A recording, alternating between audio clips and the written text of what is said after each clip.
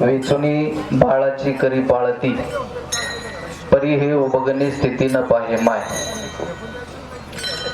बाप गेला की घर उघड पडत आणि आई गेली की घर मोकळं होत. बरोबर आहे की नाही? बस भाऊजी बस नंतर का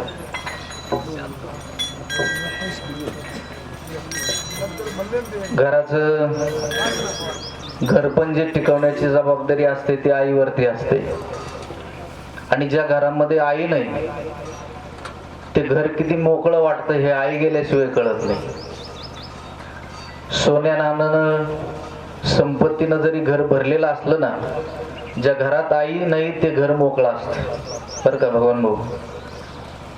त्याच्या पाठीमागे एक गमक आहे. मोकळं म्हणजे व्यक्ती गेली म्हणजे ते आई हे तत्व नसलं की घर मोकळं होतं. तुम्हाला पटवून देतो. सून ज्या दिवशी घरात येते त्या दिवशी बाळाराव सून ज्या दिवशी घरात येते त्या दिवशी तुम्ही असं म्हणत नाही की आता घर भरल्याने वाटते. कधी म्हणता? जेव्हा ती आई होते ना तेव्हा तुम्ही म्हणता आता घर भरल्यासारखं वाटते. एक मूल जन्माला आलं आणि घरात एक सदस्य वाढला म्हणून घर भरल्यासारखं वाटत नाही. त्या घरात आई हे तत्व जन्माला आलेलं असतं म्हणून ते घर भरल्यासारखं वाटतं. कारण की आई ही एक व्यक्ती नाही, आई हे एक तत्व आहे. आणि संप्रदायामध्ये लिखित स्वरूपाचं तत्व म्हणजे ज्ञानेश्वरी.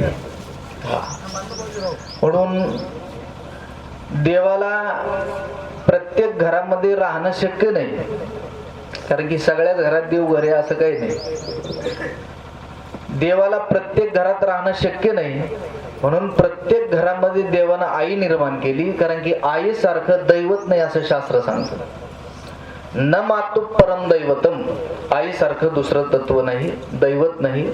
अशा आपल्या मातुश्री विठाबाई भाबड यांना जाऊन आज 1 वर्ष झालं. आणि त्यांच्या चिरंजीवानी आपले उद्धवराव यांनी खूप मोठा कार्यक्रम केलाय. 10व्याला सुद्धा लोक बसायला जागा नव्हती एवढ्या मोठ्या पटांगणामध्ये, इतकी लोक होती.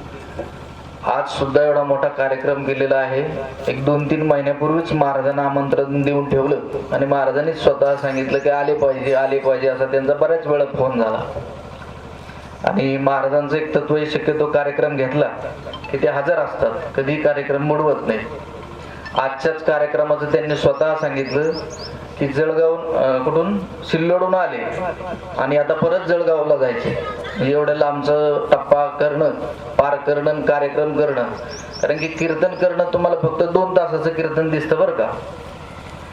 कीर्तनकार 2 तास ज्यावेळेस उभा राहतो ना त्यावेळेस तुम्ही दिवसभर जेवढं काम केल्याच्या नंतर जितकं दमता का तितकं कीर्तनकार 2 तासामध्ये दमतो.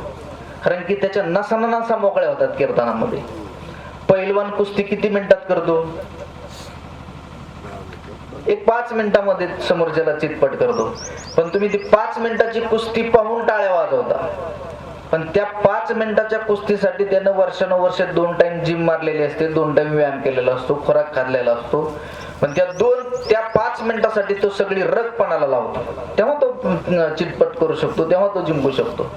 कीर्तनकाराचं पण तसंच आहे. कीर्तनकाराला सगळं विसरावं लागतं. प्रवासात दमलेला असतो किंवा मनस्ताप असतो, हे सगळं विसरावं लागतं. आणि 2 तासामध्ये त्याला सगळं या ठिकाणी रग लावावी लागते. त्यामुळं खूप हे कीर्तन करणं म्हणजे काय जोक नाही. आणि एवढ्या लांबच्या टप्प्याचे कीर्तन करणं. महाराज आले, महाराजांनी सुंदर असं कीर्तन केलं. आईवरती इतकं गोड सांगितलं की ते सांगत असताना माझं मन भरून आलं होतं. मला ते जाणवलं आई म्हणजे काय असते. म्हणून ती ओवी मला ज्ञानोबारांची ते सांगत ती कथा सांगितलं ना त्यांनी. आईला नेहून सोडलं पण आईनं सांगितलं बाबा तुझ्यासाठी पाला तुडून ठेवलाय हा, तू व्यवस्थित घरी जा. तेव्हा ओवी ज्ञानोबारांची डोक्यामध्ये आली. अंगा जीवाची संपत्ती वेचुनी करी बाळाची पाळती परी उबगणे हे स्थिती न पाहे माय. आई या जगामध्ये एक व्यक्तिमत्व असं आहे की आई सारखं योगदान जगात दुसरं कोणीच देऊ शकत नाही. कोणीच देव सुद्धा नाही देऊ शकत. कारण की आई काय खर्च करते? अंगा जीवाची संपत्ती, आपला जीव खर्च करते. जीव देण्याची वेळ जरी तिच्यावरती आली तरी ती मुलाला टाकत नाही. परी उबगणे हे स्थिती न पाहे माय. अशी या घराची माऊली, या घराचा आधार, या घराचं घर पण आज जाऊन वर्ष झालेलं आहे. उद्धवरावांचं सगळ्याशी संबंध चांगले आहेत, प्रेमळ आहेत, हसून बोलणं आहे. आणि पहिलं म्हणजे समोरचं काही सांगत असलं तर आधी हा, तो काय सांगतोय, काय म्हणतोय, काय नाही, हा हा हा हा नाही, हा शब्द त्यांच्या चेहऱ्यावरती कधी नाही. मन मोकळेपणाने बोलणं, जास्त आपल्या जेवढं होईल तेवढं आपल्या प्रेमाने संबंध ठेवणं, त्याची ही पावती आहे. महाराजांनी सांगितलं एवढे मोठा समाज या ठिकाणी उभा आहे, कारण की अशी रत्न, अशी मुलं त्यांनी जन्माला घातलेली. ही सगळीच मला वाटतं यादवराव, परत विठ्ठल भाऊ, अजून जिजाबा भाऊ, आमचे सर, हे जे आहेत तलावाजवळ राहणारी सगळीच प्रेमळ माणसं आहेत. महत्वाचं म्हणजे आपलं काम भलं आणि आपण भलं या वृत्तीनं जगणारी ही माणसं आहेत. महाराज आले, महाराजांनी सुंदर सेवा केली. आपल्या सर्वांच्या वतीनं मी महाराजांना धन्यवाद देतो. कारेगाव ग्रामस्थ सगळी मंडळी जमलेली आहेत, नातेवाईक, शेजारच्या आसपासची गावं, आमची टाळकरी मंडळी, गायक वादक पंचक्रोशीतली सगळी या ठिकाणी जमलेली आहेत. आणि जुनी फेटा बांधून बसलेली या ठिकाणी आमचे कंठाळे मामा आहेत की ज्यांनी संतश्रेष्ठ वामन भाऊची सेवा केलेली आहे. असा गोड कार्यक्रम आहे. असो, अशा आईला भगवान परमात्म्यानं आपल्या चरणाजवळ स्थान द्यावं. आणि हा, यानंतर या ठिकाणी मी थांबतो. शुभम भवतु कल्याणम रामकृष्ण. यानंतर नारायण महाराज, हरिभक्त परायण नारायण महाराज दोन शब्द बोलतो. ना तरी आयुष्य पुरले आहे,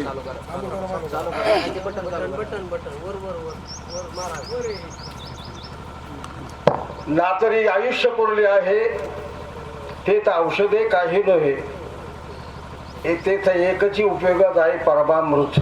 माऊली काय म्हणतात की औषधाने उपयोग होत नाही. डॉक्टर नाडी धरतो, प्राण जात असतो. औषधाने काही होत नाही. आयुष्य पुरलं म्हणजे आयुष्य संपलेलं आहे. आता विठाबाईचं वास्तविक पाहताना मी फोटो पाहिल्यानंतर विठाबाईचं काही जाण्याचं वय नव्हतं असं दिसतं, परंतु आयुष्य पुरले आहे. आयुष्य संपल्यानंतर तिथं प्राण राहू शकत नाही. चैतन्य वास न करी जैसे गतायुषी शरीरी, चैतन्य वास न करी का निर्दैवाच्या घरी न राहे लक्ष्मी. जो निर्दैवी आहे, जो द्रव्यहीन आहे, भिकारचोट आहे, माऊली म्हणतात, त्याच्या घरी संपत्तीच राहत नाही. त्याला किती ध्यान काही करा, ती सुकडं सापच होणार त्याचं, कारण दरिद्री ना, का दरिद्री जी आहे. तसं आयुष्य संपलं, प्राण राहत नाही. हा दृष्टांत आहे. सिद्धांताकरता दृष्टांत असतो, दृष्टांत झगडीत बसायचा नाही. विठाबाई, त्यांच्या चेहऱ्यावरूनच मी अशी दैवी शक्तीची ही महिला होती. आता दुसरा भाग असा आहे, कोणाच्याच हातात नाही ते, पण उपनिषदामध्ये असं म्हटलंय, कारण 10 उपनिषद आहेत. वेदाचा शिरोभाग उपनिषदाचा मी अभ्यास केलेला आहे. धुंडा महाराज दिगलूरकर माझी गुरु, मी त्यांच्याकडे उपनिषद पाहिली पंढरपूरला. तर सांगायचं कारण असं की त्या उपनिषदामध्ये असं म्हटलंय, जरी मनुष्य मेला तरी संपत नाही, पूर्ण संपत नाही. त्याचं आपण शरीर जाळलेलं असतं, पण त्याचा लिंगदेह बरोबरच असतो. आणि तो जीवात्मा जो आहे तो पुन्हा पुन्हा वासनेनं त्या घरातच जन्म घेतो, असा मुद्दा आहे. हे का सांगितलं? मनुष्य मेला म्हणजे गेला, पूर्ण गेला असं नाही, असं उपनिषद म्हणते. तेव्हा सांगायचं तात्पर्य महाराजांनी आता कीर्तनामध्ये पुष्कळ वेळ सांगितलेला आहे. या ठिकाणी विठाबाई एक दैवी संपत्तीची महिला होती आणि त्या निमित्तानं या ठिकाणी त्यांच्या मुलाने, त्यांच्या पती, सर्व त्यांचे कुटुंबीय आणि अशा प्रकारे दुःखामध्ये त्यांनी 1 वर्ष घालवलेलं आहे. आणि अशा प्रकारे कार्यक्रम केलेला आहे. जीवात्म्याला त्या ठिकाणी शांती मिळण्याकरता म्हणून हे सर्व कीर्तनाचा विषय फार महत्त्वाचा असतो, कारण नामाचं महत्त्व फार आहे.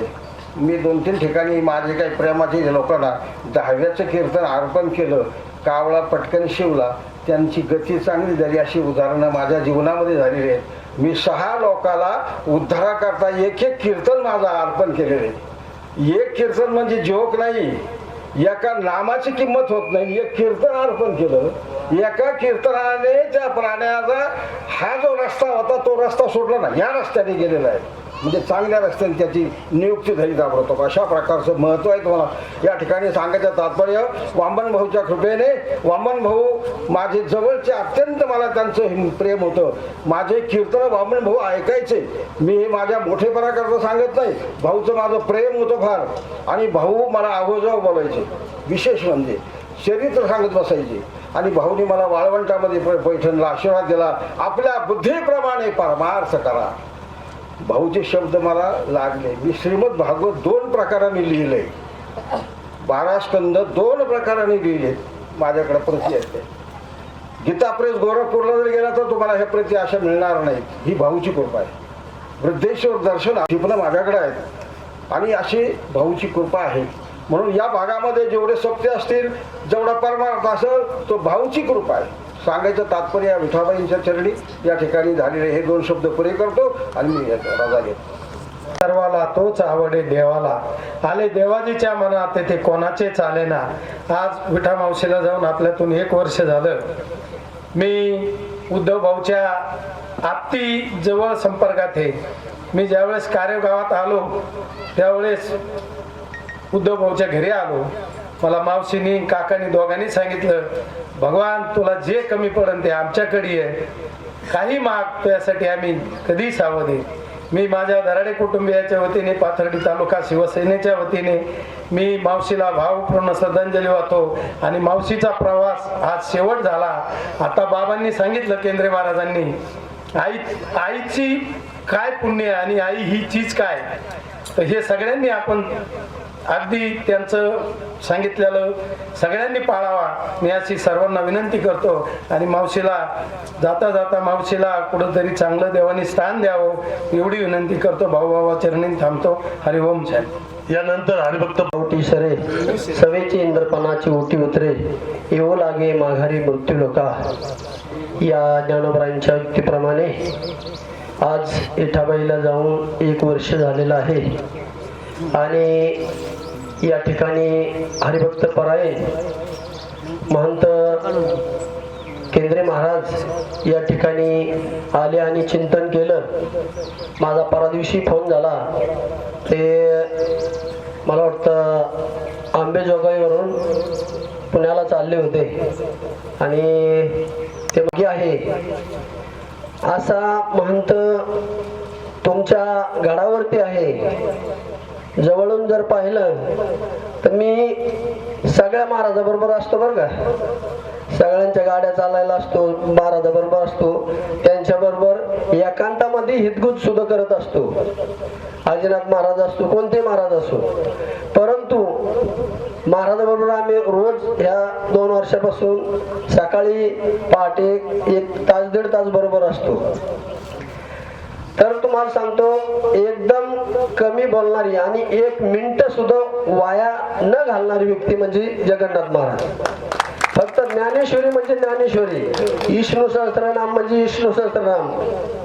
आमचा जरी काही विषय चालला असला तर आमच्यापासून ते पाठीमागे राहणार किंवा पुढे जाणार. आमचे शब्द सुद्धा कानावर येऊ देत नाहीत. आणि आमचा विषय चालला असला तर आम्हाला होकार सुद्धा देत नाहीत, म्हणजे ते जगन्नाथ महाराज. आणि तुमच्या गावाचं घरघर भाग्य आहे. आणि जास्त काही न बोलता आज मी तुकाराम बाबड आणि मी 96 पासून बरोबर आम्ही एकत्र काम केलं. कुत्रवाडीला, पारगावला केलं. आणि त्या कुटुंबाचा अगदी जवळून खाली राहत होते तेव्हापासूनचा आमचा परिचय आहे. अगदी विठाबाई खरोखर सगळ्यांची आई म्हणून जीवन जगणारी म्हणजे विठाबाई. सर्वांच्या वतीने मी जास्त काही न बोलता, बरेच वक्ते आहेत बोलणारे, मी या ठिकाणी विठाबाईच्या आत्म्याचा पुढील प्रवास सुखाचा हो अशी आई जगदंबेच्या चरणी प्रार्थना करतो आणि याच ठिकाणी थांबतो. यानंतर सन्माननीय सर महाराज, तसेच या ठिकाणी आपल्या गडाचे महंत जगन्नाथ शास्त्री महाराज, आमचे स्नेही नारायण महाराज, तसेच सर्व सज्जनांनो, आज विठाबाईला जाऊन 1 वर्ष झालेलं आहे. त्या माऊलीबद्दल काय सांगावं असं काही शिल्लक महाराज लोकांनी ठेवलं नाही. आणि आईचंही महत्त्व सर्वांनी सांगितलंय. माझी ती लायकीही नाही सगळं सांगण्याची, पण या माऊलीला परमेश्वराने चांगल्या ठिकाणी स्थान देवो अशी सद्भावना व्यक्त करतो. आणि माझ्या कुटुंबियाच्या वतीने आणि आपल्या कारेगाव ग्रामस्थांच्या वतीने भावपूर्ण श्रद्धांजली अर्पण करून माझे 2 शब्द संपवतो. सौभाग्यवती विठाबाई तुकाराम बापड मामी यांच्या प्रथम पुण्यस्मरणानिमित्त या ठिकाणी अगदी महाराष्ट्रात नामलौकिक असणारे श्री विष्णू महाराज केंद्रे महाराज यांचं उत्कृष्टाचं कीर्तन झालं. त्यानंतर आपल्या गावचं भूषण महंत जगन्नाथ महाराज यांनीही त्यांचे विचार व्यक्त केले. आईविषयी भरभरून ही बोलणारे व्यक्तिमत्व आहे. आई खरंच काय असते, ज्याची आई गेली ना त्याला कळते. आई असते जन्माची शिदोरी. आई असते जन्माची शिदोरी, सरतही नाही आणि उरतही नाही. ही संस्काराची शिदोरी मामींनी उद्धवला दिली आणि ती शिदोरी, संस्काराची शिदोरी घेऊन या पुढील जीवन उद्धव पुढे जाणार आहे. दशक्रियाला सुद्धा मी आलो होतो. आताही कालच उद्धवचा फोन आला होता, यावं लागलं. कारण उद्धव हा इतका सुंदर मुलगा आहे, सगळ्यांशी आपलंसं करतो आणि त्यांनी जोडलेला मन होतो, कधी तोडत नाही. खरंच या कुटुंब गावापासून दूर राहिल्यामुळे गावाशी संपर्क त्यांचा कमी राहिला. पण जेव्हा जेव्हा ही माणसं भेटत होती तेव्हा माणुसकीनं बोलत होती, मोठेपणानं बोलत होती. आणि या घरातलं वैभव 1 वर्षापूर्वी आपल्यातून निघून गेलं आणि आज पुण्यस्मरणाच्या निमित्तानं आपण त्यांना परमेश्वराच्या चरणी विलीन होण्यासाठी देवाकडे प्रार्थना केली. मीही माझ्या धोपणे परिवाराच्या वतीनं मी मामींना भावपूर्ण आदरांजली अर्पण करतो. थांबतो. रामकृष्ण हरी. यानंतर हरिभक्त परायण तांदळे महाराज. काळ जन्मात जेवढे एक वेळ, माता पित्याचा अंतकाळ, ती वेळ धर्माची अति पवित्र. आज या ठिकाणी कैलासवासी विठबाई हे आपल्यातून जाऊन 1 वर्ष झालेलं आहे आणि त्यांच्या या पुण्यस्मरणाच्या निमित्ताने आता आपण भरपूर काही ऐकलेलं आहे. आणि खरंच मुलासाठी, उद्धवसाठी हा एक पर्व काळच आहे. हा एकच वेळ भेटतो, गीतेतली ओवी आहे, आपलं भागवतातली ओवी आहे.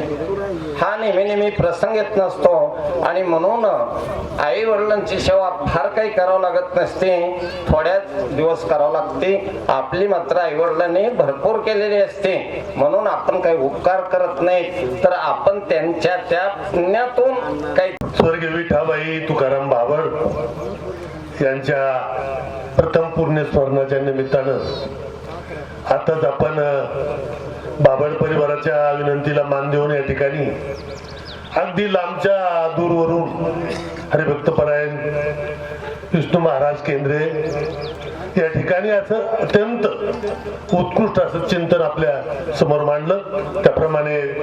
त्याचप्रमाणे आपल्या कारेगावचे ट्रस्टचे आपले महाराज जगन्नाथ महाराज, तांदळे महाराज आणि सर्व गुणवान अशी टाळकरी मंडळी, सर्व नातेवाईक, श्रोते, सज्जन, बंधू आणि भगिनींनो, अतिशय दुःखाची गोष्ट झाली 1 वर्षापूर्वी. ही माऊली ही तशी लहान होती सगळ्याची. आमचा त्रिंबकरावचा परिवार 4 बहिणी आणि 3 भाऊ.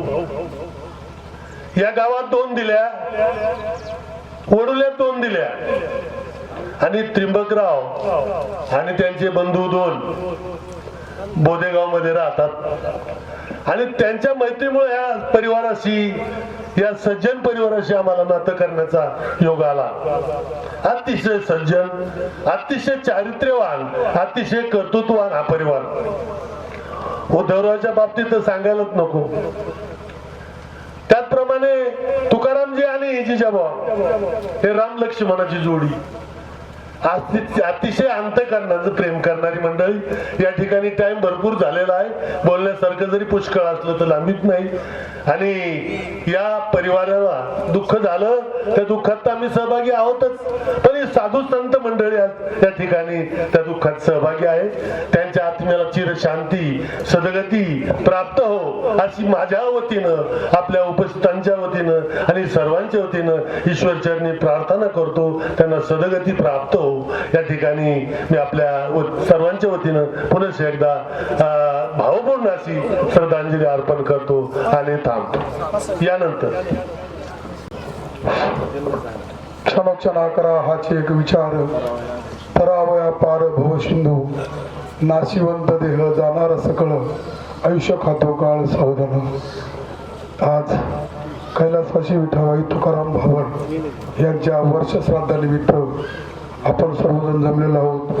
या आजच्या या कार्यक्रमाचे म्हणजे कीर्तनकार परमपूज्य वय विष्णू महाराज केंद्रे, तसेच आपल्या गावचे महंत जगन्नाथ महाराज शास्त्री, या सर्वांच्या आशीर्वादाने मी बोलायला उठलो नव्हतो, पण मला ओढून बळच उठ उठ उठ बोल, कारण मी या घरातलाच असल्यामुळं या घराविषयी आणि माझ्याच विषयी मी काय बोलावं असं मला वाटत नाही. तरी पण जाता जाता सांगतो, तुम्ही सांगितलं तुमचे आणि या घराचे 22/5/87 पासून संबंध आहेत रामनाथ सरांच्या लग्नाच्या नंतर, परंतु मी याच घरातला असल्यामुळं या घराचे सर्व जडणघडण सर्व माझ्या समोर झालेली आहे. आणि उद्धव लहानच होता, उद्धवचा एक भाऊ विष्णू, त्यांचं पण नाव विष्णू होतं, पाण्यात बुडून वारला. तेव्हापासून या घराशी माझे संबंध आहेत. त्या घराबद्दल मी बोलणं उचित होणार नाही, म्हणून मी या माझ्या वहिनीला विठाबाई तुकाराम भाबड यांना भावपूर्ण श्रद्धांजली वाहतो आणि आलेल्या सर्व ग्रामस्थ पाहुणे यांचं मी भाबड परिवाराच्या वतीनं स्वागत करतो आणि थांबतो. जय हिंद.